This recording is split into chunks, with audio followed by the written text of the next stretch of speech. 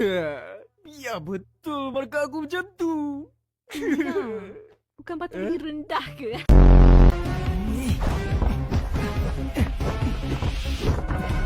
Kepala hot.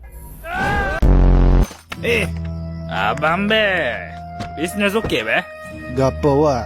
Barang baru be, ada orang tengah cari. Kalau dapat, lumayan be.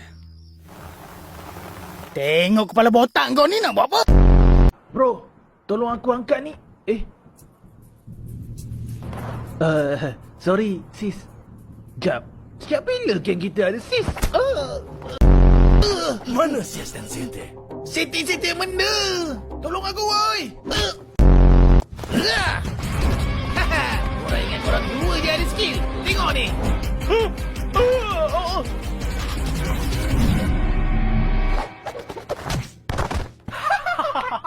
Kaki bedek sangat lah bro. Rizwan? Hati kau pun dah kena curi ke? Kuat lagi.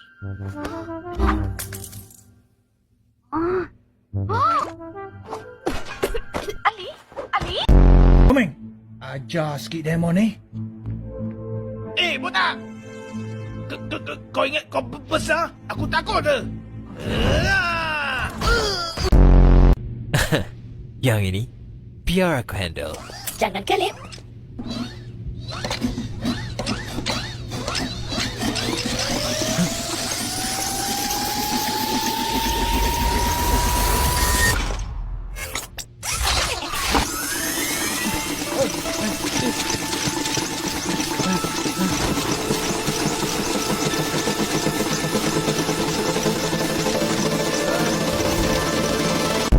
Apa gunanya kalau hebat, tapi berpecah belah?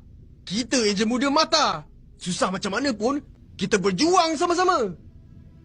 Bising aja. Cuba bagi idea sikit macam mana nak keluar. Nak tiru Ali lah tu. Perayaan Datuk Seri Ram. Jangan! Bahaya! Hah? Kenapa? Sebab Cik dah terlalu manis. Kenapa macam dah lama tak nampak comot? Oh, dia tak berapa sihat sikit. Berapa nyawa dia tinggal? Ada orang kat luar.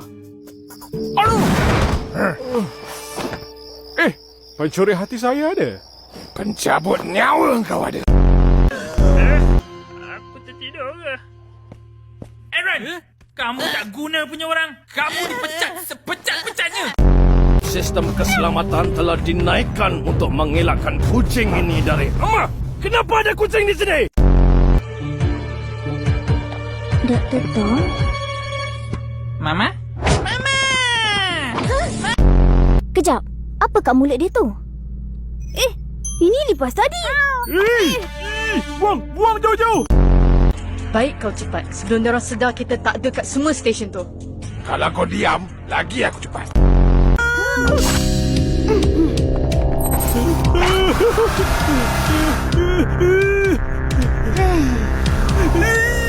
Uncle, kenapa ni? Tangkap dia! Tak payah nak sedih sangat. Cikgu marah, cikgu denda kamu semuanya sebab cikgu nak kamu belajar. Pastikan lepas ni kamu jangan ulang lagi perangai macam ni. Faham?